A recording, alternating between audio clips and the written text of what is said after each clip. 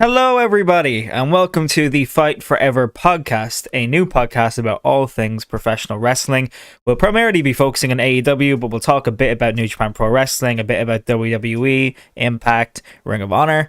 We're going to have a couple of shows a week. Let me give you the lowdown. So, my name is Michael Gaffney, or just Gaff, and I'm the host. So, I have a lot of thoughts about wrestling, and whether your level is intermediate, a newbie, or you consider yourself an uneducated mark, this podcast is for you. This podcast is recorded in one take, or as close to one take as you can get, minus some tiny edits, because I want to preserve the authenticity of what I'm saying, and so it feels like a conversation. So if you're a wrestling newbie, you'll learn, and if not, you'll want to contribute. So head over to our Twitter account, which is twitter.com/fightforeverpod, and tweet us, and we'll respond to your tweets on the show. Now that that's out of the way, let's get to today's show.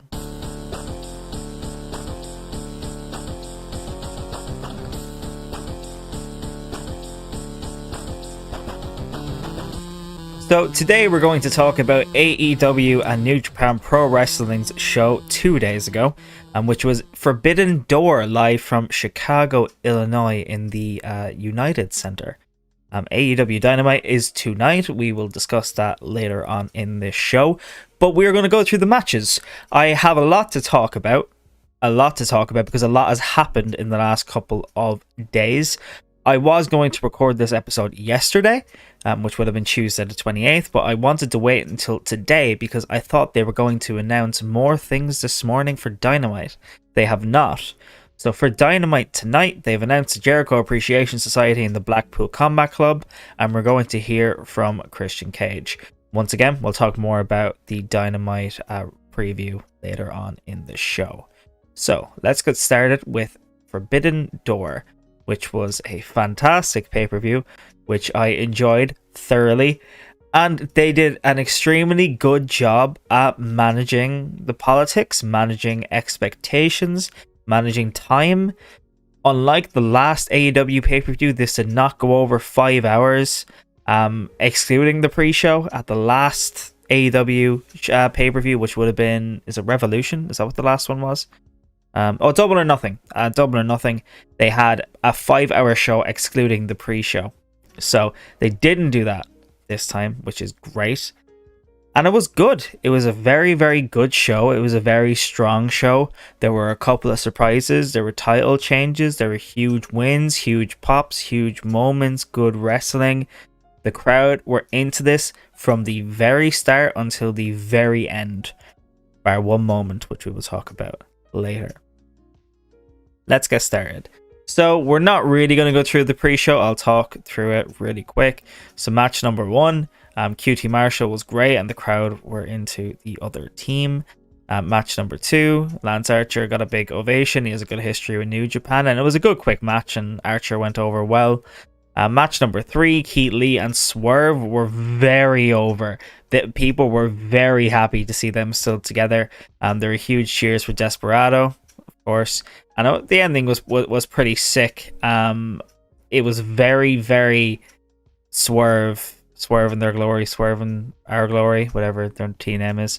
But it was a sick ending. Swerve basically killed somebody. It was good.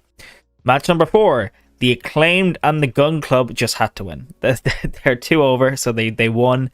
Danhausen decided to play an Ass Boys song, which sent Colton and Austin Gunn to the back. They ran out on Max Caster and Billy Gunn.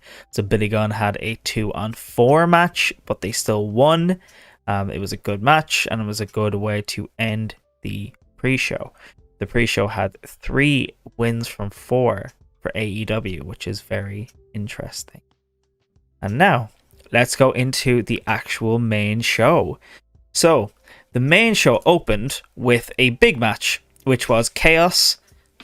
Apologies, I'm wrong. It opened with the Jericho Appreciation Society, which was Chris Jericho and Sammy Guevara with Ty Conti, and Minoru Suzuki. And Minoru Suzuki was so over. He was so over. They were singing his song. He came out and he was not supposed to be smiling. He couldn't help himself but just start smiling because the crowd were going insane for him. Insane for him. Now, in fairness to him, he has not seen a crowd like that in a very long time, because in Japan, I don't know if people are aware, there is I wouldn't say like a mandate, I don't think that's the right word for it, but there's a rule in New Japan Pro Wrestling, which is you can't cheer, or you can't scream, you can't shout for wrestlers. And the reason why is because of COVID. That's apparently being lifted soon, but with all the spikes around the world, it probably won't. But he was so over. People were so happy to see him. They were singing his song. Fantastic. Shota Umino, Wheeler Yuta, and Eddie Kingston is the other team. Shota came out to a big ovation. People were happy to see him, but it was nothing incredible. They were just happy to see him. He got a good pop. Wheeler Yuta's music hits, and people go mad for Wheeler Yuta. People were very hyped to see Wheeler Yuta in this kind of environment. And then Eddie Kingston comes out, and the place erupts for Eddie Kingston because everybody loves Eddie Kingston. And this match was great. It was very good. They decided to give... So AEW have this thing that they do, which is whenever there's a star that is unknown to the major audience that are watching, they give them an extended period in a match where they can showcase how good they are. Shota Umino literally had the entire match to showcase. This was a 19-minute match. I would confidently say he was in the ring for about 13 minutes of this match. And he was fantastic. The crowd were so behind Shota. It was crazy. They were going crazy for every spot he did. When he was going after Chris Jericho constantly and knocking him off the apron, and people were just going, way, whenever he did it. They were so into Shota Umino, and rightly so. I actually saw Shota Umino at Over the Top Wrestling. I'm wearing one of their hats right now, a couple of weeks ago, and he was fantastic there as well. A very, very nice man. And he was so over, and they made a star out of him. And after this match, it was later on in the show, Chris Jericho hit him with a fireball to the face in a backstage segment. This feud is not over because the match ended with Shota being submitted by Chris Jericho, or pinned by Chris Jericho. I think it was submitted by... No, it was pinned by Chris Jericho. Sorry. He got pinned by Chris Jericho at the end of this match. This match is not over because before this match even started, they got people on your side for Shota because they showed him being placed in the walls of Jericho at a Wrestle Kingdom event a couple of years ago, where he was one of the ringside people who were helping in a match between Chris Jericho and Kenny Omega, and he got placed in the walls of Jericho. So this goes back a long way, and they ended it excellently by Shota losing, and Shota is definitely beating Jericho at some point in the future. In this match, Jericho was putting everybody over except for the ending. So it is going to be... Eventually, it's going to be a huge moment for Shota. That's going to come. Good match, very fun match. I thoroughly enjoyed it. Moving on to the next match, which is the 3-way tag team winner takes all match for the Ring of Honor Tag Team Championship and the IWGP Tag Team Championship. This match was it was good, but I feel like there was a lot of fear in the match, which really took any hype or excitement out of it. And I'll give you some more context for that. So Dax Harwood went on the outside of the ring holding his shoulder. Excalibur on commentary says that he thinks that he might have dislocated his shoulder. The doctor goes over to Dax Harwood, is talking to Dax Harwood. Dax Harwood looks like he's in immense pain, but you don't really think anything of it because the match is still continuing in the ring, so you think that, oh, it's going to be okay. But then Dax Harwood starts walking to the back. So I'd say he was gone for about 6-7 minutes, which is the majority of the match. but he was gone for about 6 or 7 minutes, I'd say. And in those 6 or 7 minutes, it was Cash Wheeler on his own versus the United Empire and Roppongi Vice. And Cash Wheeler was good. He was very good in this. I feel like when it comes to how technically gifted Cash Wheeler and Dax Harwood are, you would forget that they're very good storytellers. In this match, Cash Wheeler meta sold this thing insanely well. So at one point, there is a spot in the ring between, I think it was Rocky Romero and Jeff Cobb, and Cash Wheeler is on the mat behind them, ready to pop up, and he just shouts, "I'm Dax! I'm Dax! I'm Dax!"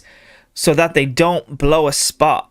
Even though Dax is in the back, this is on live television. He is calling this spot out loud, knowing full well that his teammate was going to return.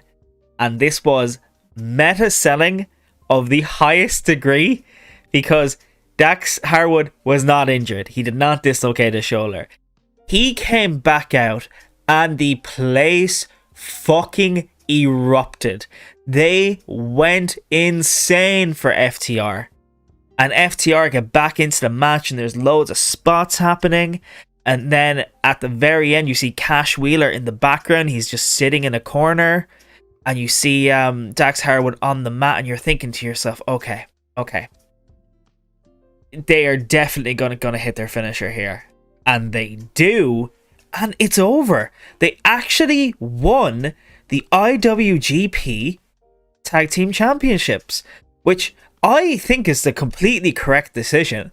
But I am incredibly surprised by this, because Will Ospreay just won the IWGP United States Championship. So they're pushing ahead with the United Empire and Will Ospreay, and they actually made the United Empire lose, which was incredibly interesting.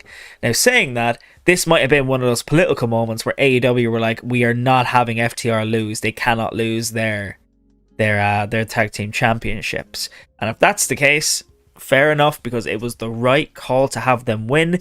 They are now going to go and defend the belts in New Japan. They've already said this, which I'm so happy about, because this is exactly what they wanted.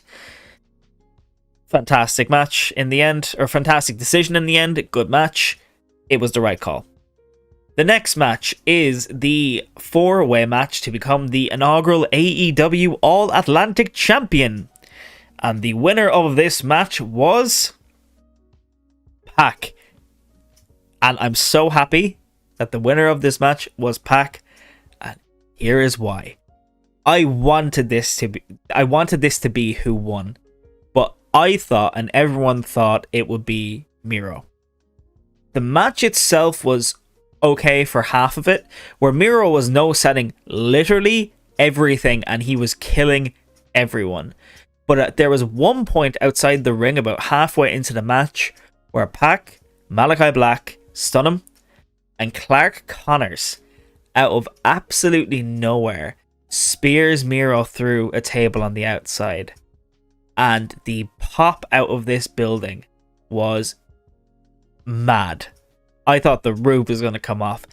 Once Miro went through the table, the crowd collectively decided, oh my god, he might not win.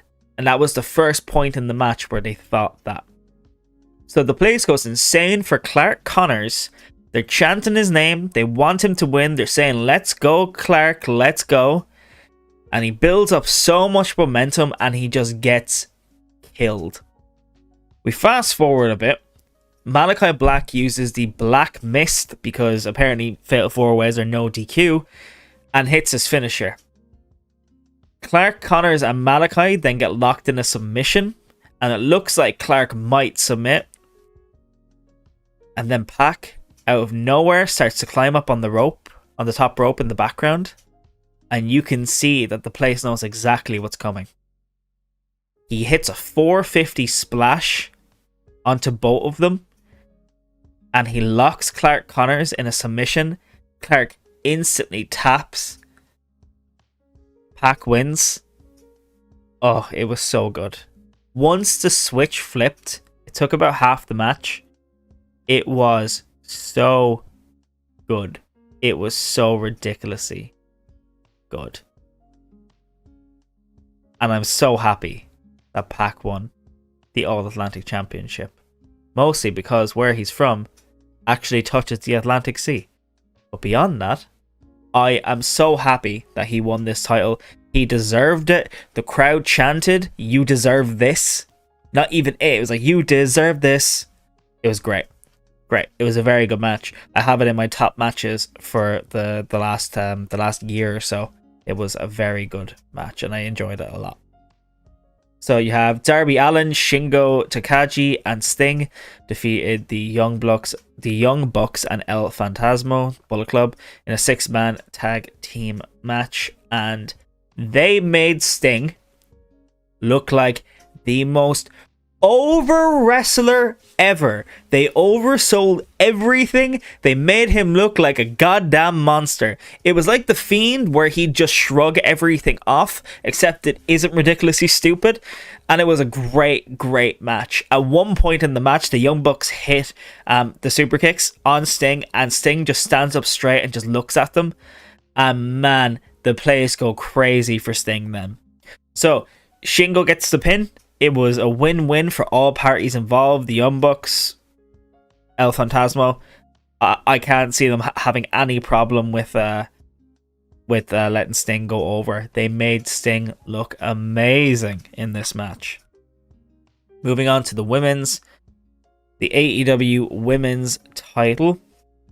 Sorry. The AEW Women's World Championship. Apologies. So we had Thunder Rosa beat Toni Storm.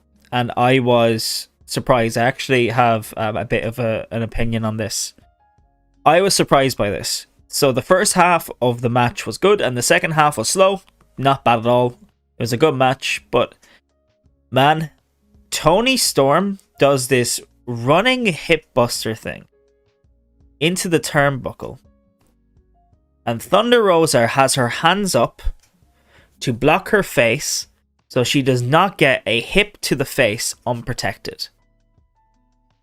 This thing fucking kills her.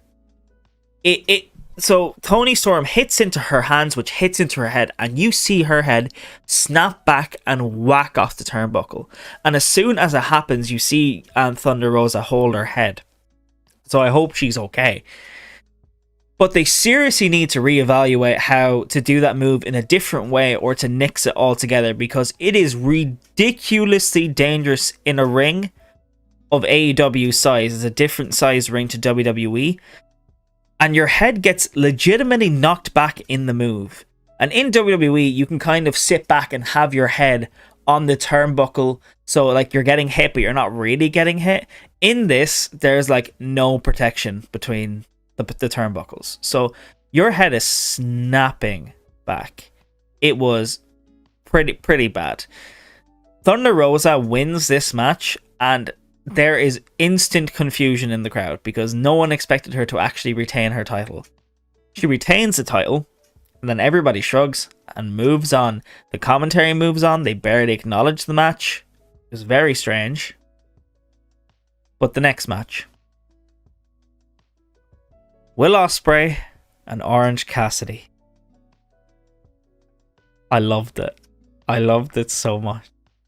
We all knew that Ospreay was going to win. But the fans were so into this match. They completely forgot that Ospreay was going to win. Will Ospreay was so good in this match that he looked like he made Orange Cassidy look like one of the best wrestlers to ever step foot in a ring. And all credit to Orange Cassidy as well, because he was excellent. But my God, Will Ospreay. I loved this match.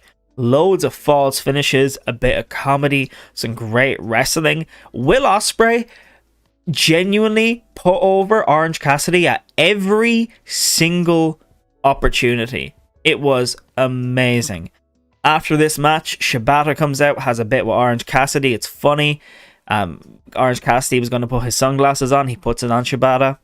Funny moment. The crowd go crazy for Shibata. It was good. The surprise of the night, which wasn't really a surprise, Zack Sabre Jr. versus Claudio Castagnoli, who was also known as Antonio Cesaro in WWE. We all knew who it was going to be, but the roof came off the place anyway. So they had a technical match where both of their styles couldn't really flourish to the best extent that they would like it to.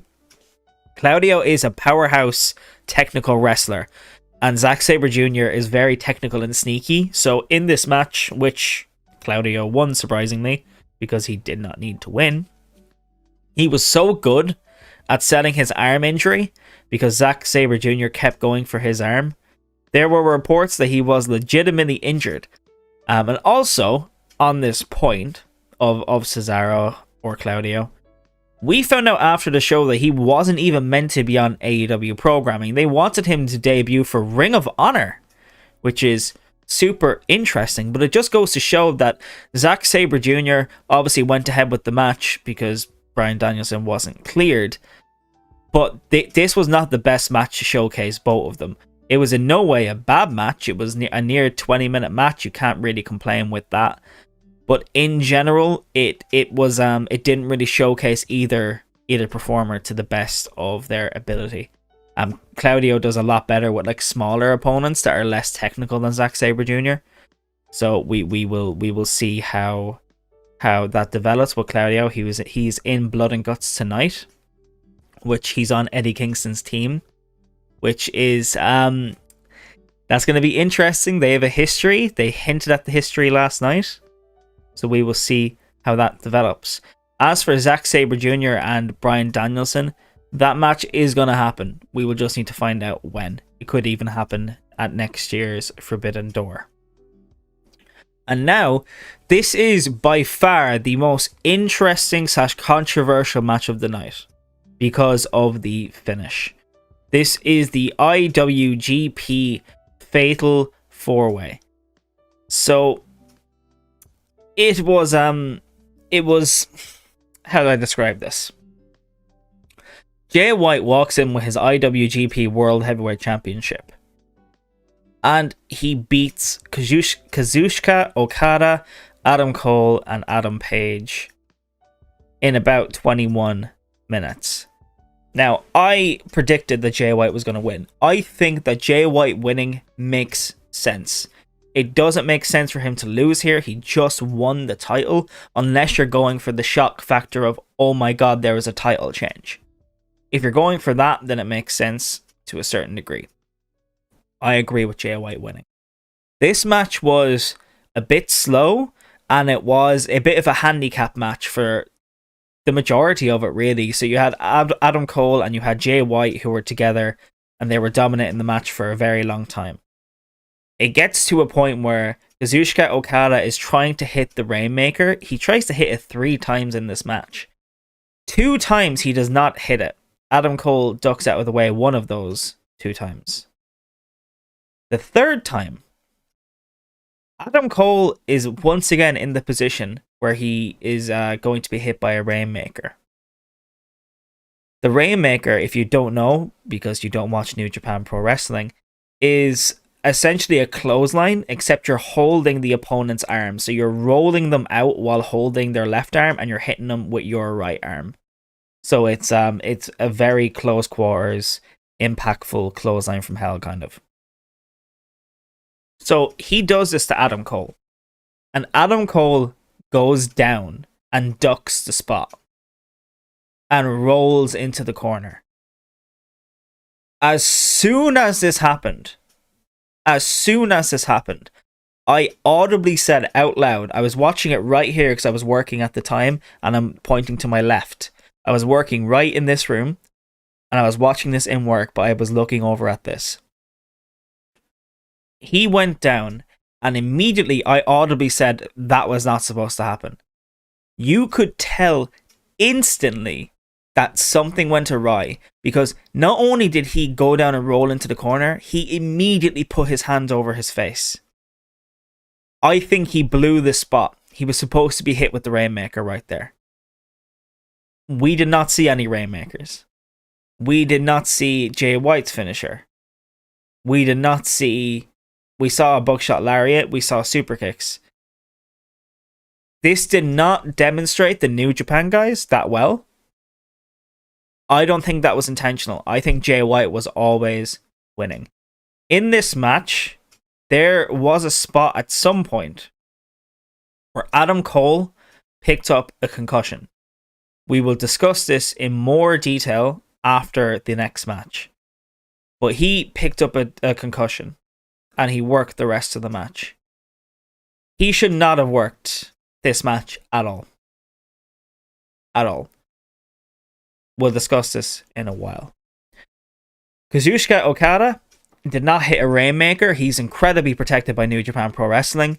He did not come out of this looking good either. Adam Page came out of this looking good. Even Adam Cole, to a certain degree, came out of this looking good. But Adam Cole, I thought I knew the exact moment where he picked up his head injury. That's not the moment where he picked up his head injury. Because moments before that, he was hitting super kicks. And he was hitting super kicks. He was not pulling back on these super kicks at all. He was hitting these. He completely knocked at one point. Completely knocked Okada and Hangman Adam Page in the face with stiff kicks. Adam Page did a moonsault off the top and got hit with a super kick, and he got hit in the chin. They even showed it on replay that he got kicked.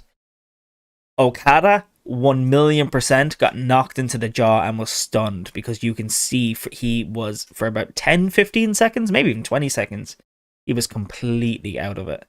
So Adam Cole was hitting people with his super kicks. Adam Cole doesn't hit people with his super kicks. He is incredibly safe. So I don't know at what point this concussion or this head injury happened in this match, but it's unfortunate it needed to end that way. We will talk about that more in a moment. The next match, Jon Moxley defeated Hiroshi Tanahashi to win the interim AEW World Championship. And just as expected, Jon Moxley was going to win. I've done pretty well with a lot of this card in terms of my predictions. At the same time though, there have been some swerves. This one was not a swerve. So this is exactly what I expected to happen, which was Jon Moxley defeating Tanahashi for the championship. They are not going to want their interim champion to be a New Japan talent, because the G1 Climax is coming up, and unless they're okay with not having their champion on TV for several weeks, this was always going to be the result. But the match in general was good. It was a good match. Tanahashi can still go. There was lots of back and forth. It was definitely a slower match, which suits Tanahashi, but Moxley was still going pretty fast. At one point in the match, Moxley gets hit with a sling blade, goes out of the ring, goes under the apron the smallest bit, and he comes up gushing blood. Gushing blood. Brian Alvarez of the Wrestling Observer said that he was told that this was done the hard way by clashing heads with the sling blade. I promise you this was not the hard way. On the video, you can see him put something under the padding on the outside just at the ring apron after he starts bleeding. There was no way this was hard way. It doesn't even line up with where they clashed if it was hard way. But this didn't add as much to the match as you would think, because it looked like a botched blade job. There was a lot of blood. Right after the match, Moxley is sitting in the corner and he is pressing his hand against his head to stop the bleeding. It was a botched blade job. So Moxley wins. It was a fantastic pay-per-view. Dynamite's tonight. Blood and Guts should be a good show. We'll hear from Christian Cage, and that's all they've announced, really. I presume we'll hear from Mox, but we'll talk more about Dynamite in a second. I want to go back to the Adam Cole thing. Adam Cole, unfortunately, is going to be off TV for a long time. Adam Cole was working with an injury. He was working with an injury already on his shoulder, and his shoulder was taped up because he's working with a banged up shoulder. Adam Cole suffered a concussion last month in the match against Samoa Joe for the Owen Hart Foundational Tournament title thing. And he suffered a concussion in that match. When he went into this match, there were all signs that he was completely cleared. Concussions are cleared up. He is completely fine. He's after getting his second concussion in less than a month. That is one of the worst things that can happen to any wrestler. Adam Cole needs time off. They need to give him the time off. They cannot just put him back on TV next week and allow him to speak. The guy needs extended time off. 2 head injuries in a 1-month time frame is incredibly dangerous. Incredibly dangerous. Even his girlfriend, Britt Baker, put out a tweet basically saying that you don't know what wrestlers go through. They put their bodies on the line for you, and you don't know the pain that they're going through right now. And she's totally correct. Adam Cole needs extended time off TV. He shouldn't have been in this match in the first place, to be honest. He is injured.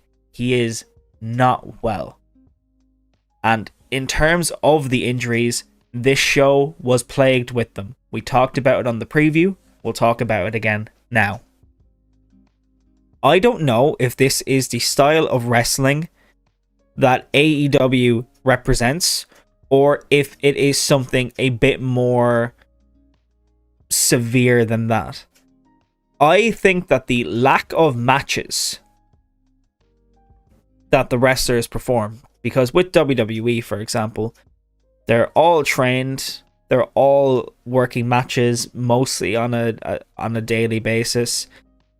You build up, your body builds up calluses basically for bumps and stuff. Same with New Japan Pro Wrestling. And that's not saying that schedule is okay, because it's not either. And I agree with AEW's schedule of less dates but same money. But because of that, the wrestlers work twice as hard. And not only did they work twice as hard, the aggressiveness of the matches in New Japan Pro Wrestling, for example, and AEW is so much higher than any other promotion. AEW, unfortunately, have gone through their first injury crisis. Now, thank God for them this time. They had the roster to fill out this card and then some. This could have been a 2-day event with the card that they had. But Jay White should not have had to call an audible in that match. And just to talk about the finish of that match, because I know I did not talk about it when we were just talking about the match. Here's what the finish was. Adam Cole goes down, as I said, goes into the corner and immediately holds his face. Jay White gets into the ring, does not talk to the referee, and he forces Adam Cole's shoulders down. The referee counts 3, and the reason why the referee counts 3 is you can clearly see Jay White is holding his shoulder down and Adam Cole is trying to kick out. I did not hear an audible. It is possible there was an audible. I don't know when Adam Cole told Jay White that he had a concussion, if he did at all tell Jay White that he had a concussion. Once he went into the corner after missing a spot and held his head, there is a chance that Jay White immediately recognized that something was wrong, because he knew A, Adam Cole was supposed to be hit with the Rainmaker, and B, why is he holding his face? Jay White, I want to presume, called an audible that we did not hear to the referee. An audible is when you tell the referee to do something. So, for example, in this circumstance, Cole is injured. Count 3. Referee's like, okay, and counts 3. I don't know if that's what happened, But Adam Cole did try to lift his shoulder. He did try to kick out. And he was forced down. And immediately after, both hands went on his face. So he definitely suffered a concussion. We know that for sure. He suffered a concussion. We don't know when he suffered it in the match. But we shouldn't have had to have Jay White call that in the first place. And I know that hindsight is great. And I know that hindsight makes things very easy for me to say something like, oh, Adam Cole should not have been in that match. He had a head injury in the weeks coming up to this match. He has a shoulder injury in the months coming up to this match. He is not well. He needs a break. Bryan Danielson is not cleared for this match, for the match against Zack Sabre Jr. after Anarchy in the arena. And my guess is that is something to do with his head. The fact that it's undisclosed and they haven't said anything to do with it leads me to believe that Bryan Danielson does have a concussion of some sort or does have some head injury of some sort. Because of that, if they're willing to pull Bryan Danielson, they can pull Adam Cole. That match would have been just as appealing, being a triple threat. And there was no reason to do that. Even if that was a one-on-one between Hangman Adam Page and Jay White, that would have been a fantastic match as well. There was no reason to put Adam Cole in that position. And I'm not blaming AEW per se. Adam Cole was cleared. So I understand it, but they should have taken the precaution. And I feel very bad for Adam Cole, who you can tell was completely distraught when this happened. But yeah, that was not a fun thing. Not a fun thing. And unfortunately for me, it overshadowed the show for me a small bit. I still think the show was an all-timer in terms of the quality that was put on display, the decisions that were made. The matches were fantastic. The fact that the crossover between New Japan and AEW finally happened like that, even after all of the controversy building up to this event, like their injury list, including AEW Dark and AEW Elevation talent, was over 20 people. So they have huge injuries. And there was a rumor that Kenny Omega was going to return for this pay-per-view, and he did not. And I agree with that as well, because Kenny Omega is hurt. I don't know if he's still hurt now, but he was hurt. So he needs the time off. So moving on to Dynamite. Dynamite is tonight. It is blood and guts. Do you want to know how I know that? Because they wouldn't stop saying it throughout the pay-per-view. They constantly said it. This pay-per-view felt like it was a pre-show for Blood and Guts. They constantly referenced Blood and Guts on Wednesday on this show. So many times. They even finished the show with a brawl between the Jericho Appreciation Society and between the Blackpool Combat Club, Eddie Kingston. Like, for no reason. That didn't need to end the show. But they ended it with a brawl. So they are pushing Blood and Guts because AEW needs good ratings, because renewals are coming up soon. They need good ratings, and they need Dynamite to perform better than it has been. Now, a good way to do that is stop having gimmick matches and start just having good wrestling matches, because the gimmick matches you can't be doing them every week. Otherwise, they just lose their effectiveness. But they pushed Blood and Guts so much. So much. So that's tonight. Blood and Guts. We're going to hear from Christian Cage. And that's all we've been told. They have announced nothing else, which is very unlike AEW. So I don't know if they're just going to announce things on the spot tonight, kind of like they did a few weeks ago with the All Atlantic tournament. They just announced it out of nowhere. I don't know what they're planning, but they have announced very little. So I would say to you guys, expect something tonight, because there is no way that the Blood and Guts match is going to take up that amount of time. I would also say, by the way, that the Blood and Guts match should start off the show, because it's 2 cages. They're going to want to give it as much time as it takes. So I would imagine that it's going to start off the show. But yeah, this long story short, even though we're 40 minutes into this podcast or whatever, it was a fantastic show Forbidden Door. And it really does leave the door open, no pun intended, for next year, because we still have Okada and Omega, and there's still going to be a lot of storylines that haven't been explored yet, a lot of matches that haven't been explored yet. Tony Khan said he wants Will Ospreay on AEW TV more, so we're going to see more Will Ospreay, hopefully. I hope that there's lots of crossover.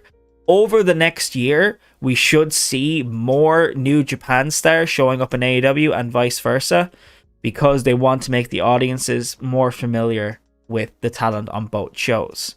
So I would imagine that we're going to see that. With Blood and Guts tonight, I'll be watching that. I will make another podcast tomorrow. I'll record another one, and I will have that live as soon as possible. But that is it for today. So go over to twitter.com/fightforeverpod and tell me your opinion about Blood and Guts, and tell me your opinion about Dynamite or just wrestling in general. And tomorrow's show, just so you know, will be a Dynamite review, but we're also going to discuss WWE Raw, and we're going to discuss what they did with John Cena. I know I haven't discussed that today. I haven't discussed that today on purpose, because I wanted this show to be an AEW show. But we will discuss the AEW Dynamite review tomorrow, and we will also discuss John Cena's return to WWE Raw and what that means for going forward. So once again, twitter.com/fightforeverpod. Thank you so much, and I will talk to you guys tomorrow. Peace.